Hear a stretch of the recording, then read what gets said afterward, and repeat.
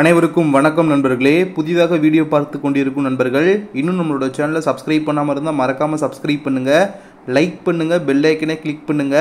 வாங்க இப்போ நம்ம செய்திகளை பார்க்க ஆரம்பிப்போம். முதல் செய்தியாக நம்ம பார்க்க போகிறது, நீண்ட தூர ஹைப்பர்சோனிக் ஏவுகணை இப்போ வெற்றிகரமாக சோதனை செய்யப்பட்டிருக்கு. பாதுகாப்பு துறையில இப்ப புதிய மைல்கல்லை இந்தியா எட்டியுள்ளது நண்பர்களே. என்ன என்பதை நம்ம விரிவாக பார்த்தரலாம். அதாவது நீண்ட தூர ஹைப்பர்சோனிக் ஏவுகணை சோதனையை வெற்றிகரமாக நடத்தியதன் மூலமாக பாதுகாப்பு தொழில்நுட்பத்தில் இந்தியா வரலாற்று மைல்கல்லை எட்டியுள்ளது நண்பர்களே. பாதுகாப்பு ஆராய்ச்சி மற்றும் மேம்பாட்டு அமைப்பால் உள்நாட்டிலேயே உருவாக்கப்பட்ட இந்த ஏவுகணை ஒடிசாவின் கடற்கரையில் உள்ள டாக்டர் ஏபிஜே அப்துல் கலாம் தீவில் இருந்து ஏவப்பட்டுள்ளது. பல்வேறு பேலோடுகளை சுமந்து செல்லும் வகையில் வடிவமைக்கப்பட்டுள்ள இந்த ஒரு ஹைப்பர்சோனிக் ஏவுகணை 1500 கிலோமீட்டருக்கும் அதிகமான தூரம் செல்லக்கூடியது நண்பர்களே. டிஆர்டிஓவின் மூத்த விஞ்ஞானிகள் மற்றும் ஆயுதப்படை பிரதிநிதிகள் முன்னிலையில் சோதனை நடத்தப்பட்டுள்ளது. இந்த அற்புதமான சாதனை மேம்பட்ட ஹைப்பர்சோனிக் ஏவுகணை தொழில்நுட்பத்தை கொண்ட தேர்ந்தெடுக்கப்பட்ட நாடுகளின் குழுவில் இந்தியாவின் நிலையை உறுதிப்படுத்துகிறது. ஹைதராபாத்தில் உள்ள டாக்டர் ஏபிஜே அப்துல் கலாம் ஏவுகணை வளாகத்தின் ஆய்வகங்கள், பிற டிஆர்டிஓ ஆய்வகங்கள் மற்றும் பல தொழில்நுட்ப கூட்டாளர்களுடன் இணைந்து மேற்கொள்ளப்பட்ட விரிவான ஆராய்ச்சி மற்றும் மேம்பாட்டின் விளைவாக இந்த ஏவுகணை உருவாக்கப்பட்டுள்ளது. இந்த ஒத்துழைப்பு பாதுகாப்பு தொழில்நுட்பத்தில் இந்தியாவின் வளர்ந்து வரும் ஆத்ம நிர்பர் பாரத் மற்றும் மேக் இன் இந்தியா திட்டங்களுக்கு வலு சேர்க்கும் வகையில் அமைந்துள்ளது. ஹைப்பர்சோனிக் ஏவுகணைகள் மேக் 5ஐ விட அதிவேகத்தில் பயணிக்கும் திறனால் வகைப்படுத்தப்படுகின்றன. இதனால் அவற்றை கண்டறிவது மற்றும் இடைமறிப்பது மிகவும் சவாலானது. இதன் வெற்றிகரமான சோதனையானது அதிநவீன இராணுவ தொழில்நுட்பத்தில் இந்தியாவின் முன்னேறும் திறன்களை அடிக்கோடிட்டு காட்டுகிறது மற்றும் அதன் மூலோபாய தடுப்பு மற்றும் தேசிய பாதுகாப்பை பலப்படுத்துகிறது நண்பர்களே. அடுத்த செய்தியாக, ஈரானுக்காக சீனா களமிறங்கியுள்ளதாக தகவல் வெளியாகியுள்ளது. என்ன என்பதை நம்ம விரிவாக பார்த்தரலாம். அதாவது இஸ்ரேல் ஈரான் இடையேயான மோதலுக்கு நடுவில் இப்போ சீனா மூக்க நுழைக்க வாய்ப்பு இருப்பதாக சொல்லப்படுது நண்பர்களே. அத்தோடு இஸ்ரேலை சமாளிக்க ஈரானுக்கு சீனா J-10C என்னும் ரகத்தைச் சேர்ந்த 100 போர் விமானங்களையும் வழங்குறதுக்கு வாய்ப்பு அதிகமாக உள்ளது அப்படின்ற மாதிரியான பரபரப்பான தகவல்லாம் வெளிவந்துகிட்டு இருக்கு. இது உண்மையிலேயே நடக்கிற பட்சத்தில் இஸ்ரேலுக்கு சீனாவால் புதிய சிக்கல் ஏற்படும். பாலஸ்தீனத்தின் காசா மீதான போர் மற்றும் லெபனானின் ஹிஸ்புல்லா அமைப்புகளுக்கு எதிரான தாக்குதல் உள்ளிட்டவற்றால் இஸ்ரேல் மீது ஈரான் கடும் கோபத்தில் உள்ளது. குறிப்பாக ஈரான் தலைநகர் டெஹ்ரானில் வைத்தே ஹமாஸ் தலைவரை போட்டு தள்ளியது, லெபனானில் வைத்து ஹிஸ்புல்லா தலைவரை வீழ்த்தியது உள்ளிட்டவற்றால் ஈரான் கடும் கோபத்தில் உள்ளது. இதனால்தான் சமீபத்தில் ஈரான் இஸ்ரேல் மீது ஏவுகணை தாக்குதல் நடத்தியது. இதற்கு பதிலடியாக இஸ்ரேலின் விமானப்படையினர் ஈரானுக்குள் நுழைந்து அதிரடி தாக்குதலை நடத்தினர். இதனால தற்போது இஸ்ரேல் ஈரான் இடையே பெரும் ஒரு பதற்றமான சூழல் நீடித்து வருவதை நம்ம பார்த்து வந்துகிட்டு இருக்கோம்.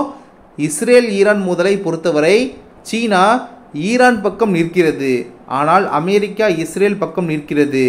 இதற்கிடையே தான் சீனாவால் இஸ்ரேலுக்கு பெரும் சிக்கல் ஏற்பட வாய்ப்புள்ளதாக சொல்லப்படுது. அதாவது சீனாவும் பாதுகாப்பு துறையில் அதிக சக்தி வாய்ந்த நாடாக உள்ளது என்பது நாம் எல்லாருக்குமே தெரிஞ்ச ஒன்று தான். அதாவது கடற்படை, விமானப்படையில் நவீன தொழில்நுட்பங்கள் என்பது சீனாவால் பயன்படுத்தப்பட்டு வந்துகிட்டு இருக்கு. அந்த வகையில் தான் சீனாவின் ஹூகாய் நகரில் நவம்பர் 12ஆம் தேதி விமான கண்காட்சி என்பது நடந்தது. இந்த விமான கண்காட்சியில் ஈரான் விமானப்படை கமாண்டர் பிரிகேடியர் ஜெனரல் ஹமித் வாகேடி அவர்கள் பங்கேற்று பார்வையிட்டார். இந்த வேளையில் சீனாவின் 4.5 ஜெனரேஷன் விமானம் என அழைக்கப்படும் செங்டு J-10, சுருக்கமாக J-10C என்று அழைக்கப்படும் இந்த போர் விமானத்தை பார்த்து ஈரான் விமானப்படை அதிகாரி வியந்தார். குறிப்பாக அந்த விமானம் எப்படி செயல்படுகிறது என்பதையெல்லாம் பற்றி கேட்டறிந்துள்ளார்.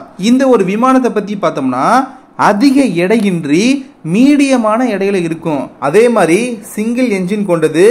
மல்டிரோல் காம்பேக்ட் வகையைச் சேர்ந்த இந்த ஒரு விமானம் டெல்டா விங் மற்றும் கேனார்ட் டிசைனை கொண்டது. இதுதான் இஸ்ரேலுக்கு கெட்ட செய்தியாக பார்க்கப்படுகிறது.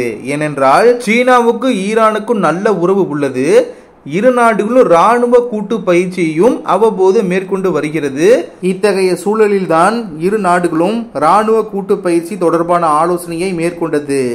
இந்த ஆலோசனையை ஈரான் விமானப்படை அதிகாரியான ஹமீத் வாகேடி மற்றும் சீனாவின் விமானப்படை ஜெனரல் சாங் தின்ஹியூ ஆகியோர் விவாதித்தனர். மேலும் இது தொடர்பாக எக்ஸ் பக்கத்தில் ஈரான் விமானப்படை அதிகாரி ஹமீத் வாகேடி அவர்கள் 40 மில்லியன் அமெரிக்க டாலர் என்ற விலையில் 100 J-10C போர் விமானங்களுக்கு 4 பில்லியன் அமெரிக்க டாலர் வரை செலவாகும். J-10C போர் விமானம் என்பது F-16 ரக போர் விமானங்களை விட அதிக திறன் கொண்டது என்று கூறியுள்ளார். இதனால் ஈரான் விரைவில் சீனாவிடமிருந்து 100 J-10C ரக போர் விமானங்களை வாங்க வாய்ப்புள்ளதாக கூறப்படுகிறது. இது நடக்கும் பட்சத்தில் அது இஸ்ரேலுக்கு பெரும் பிரச்சனையாக மாறலாம். ஏனென்றால் தற்போது இஸ்ரேல் ஈரான் இடையே கடும் மோதல் போக்கு உள்ளது. இஸ்ரேல் பாதுகாப்பு துறையில் பெரும் பலத்துடன் உள்ளது.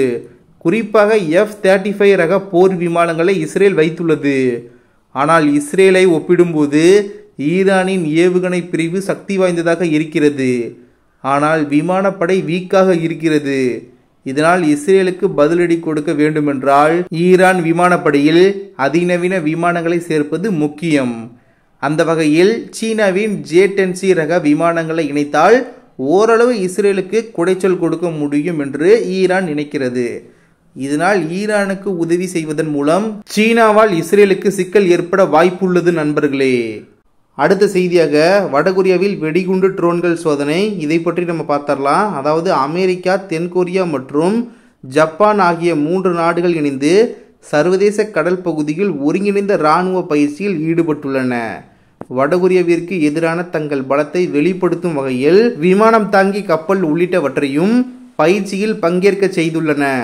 இதற்கு பதிலடி தரும் வகையில் வடகொரியா நேற்று முன்தினம் வெடிகுண்டு ட்ரோன்களை சோதனை செய்து பார்த்தது. இந்த ட்ரோன்கள் இலக்குகளை சென்றடைந்தவுடன் வெடித்து சிதறும் தன்மை கொண்டதாகும். இந்த ட்ரோன்கள் பல்வேறு வழிகளில் பறந்து சென்று இலக்குகளை துல்லியமாக தாக்கியுள்ளன. மேலும் வடகொரிய அதிபர் கிம் ஜாங் உன் அவர்கள் ஆயுத உற்பத்தியை அதிகரிக்குமாறு உத்தரவிட்டுள்ளார். 2 வகையான ட்ரோன்களுடன் அதிபர் கிம் ஜாங் உன் அவர்கள் நிற்கும் புகைப்படம் வெளியிடப்பட்டுள்ளது. மொத்தத்தில் இந்த ஒரு சோதனை என்பது பெரும் பரபரப்பை ஏற்படுத்தியுள்ளது. மேலும் அனைவரும் முற்றுநோக்கி கவனிக்கக்கூடிய ஒன்றாக மாறியுள்ளது. சரி, அவ்வளவுதான் நண்பர்களே, இன்றைய செய்தி நிறைவடைந்தது. இந்த வீடியோவை பற்றிய உங்களின் கருத்து வரவேற்கப்படுகின்றது. வீடியோ இன்ஃபர்மேட்டிவாக இருந்தால் மறக்காம நம்மளுடைய சேனலை சப்ஸ்கிரைப் பண்ணுங்க, லைக் பண்ணுங்க, பெல் ஐக்கனை கிளிக் பண்ணுங்க. தொடர்ச்சியாக நம்முடைய சேனலுக்கு உங்களுடைய ஆதரவை தெரிவிங்க. நீங்கள் தொடர்ந்து சப்போர்ட் பண்ணால் மட்டுமே நம்முடைய சேனல் அடுத்த கட்டத்திற்கு வளரும். அதே சமயம் நானும் மகிழ்ச்சி அடைவேன். நீங்கள் எதிர்பார்க்குற மாதிரியான செய்திகளையும் நான் தினமும் வீடியோவின் மூலமாக உங்ககிட்ட கொண்டு வந்து சேர்ப்பேன். ஸோ அதனால் சப்ஸ்கிரைப் பண்ணி சப்போர்ட் பண்ணுங்கள். இந்த வீடியோ உங்களுக்கு ரொம்ப இன்ஃபர்மேட்டிவாக இருந்தால் மறக்காமல் உங்களுடைய நண்பர்களுக்கும் ஷேர் பண்ணுங்கள். அவங்களும் பார்த்து தெரிஞ்சுக்கிட்டோம். நாளைக்கு இன்னொரு புது வீடியோவில் நான் உங்ககிட்ட வந்து பேசுகிறேன். நன்றி நண்பர்களே. ஜெய் ஹிந்த்.